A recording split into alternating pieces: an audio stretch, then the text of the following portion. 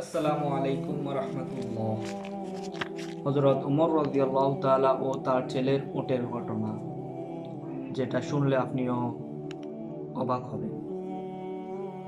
একবার হযরত ওমর রাদিয়াল্লাহু তাআলা এর ছেলে আব্দুল্লাহ ইবনে ওমর উট ব্যবসার জন্য কিছু উট রাষ্ট্রীয় শরণভূমিতে সরাতে দেয়।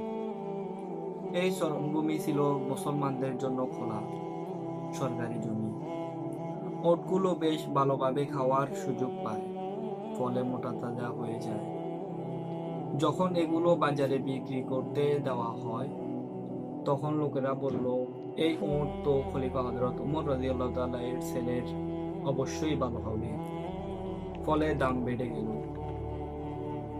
এটা যখন হযরত ওমর রাদিয়াল্লাহু তাআলা শুনলেন, তিনি সঙ্গে সঙ্গে ছেলেকে ডেকে বলল, লোকেরা বলছে এই উট খলিফা হযরত ওমর রাদিয়াল্লাহু তাআলা এর ছেলে, তাই দাম বাড়ায়।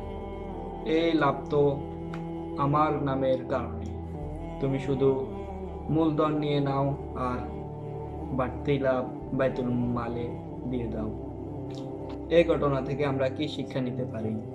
1 নাম্বার, নিজের পরিবারের বিরুদ্ধে হলেও ইনসাফ করা ফরজ। 2 নাম্বার, রাষ্ট্রীয় সম্পদ ব্যক্তিগত লাভে লাভ নেওয়া ইসলামে হারাম।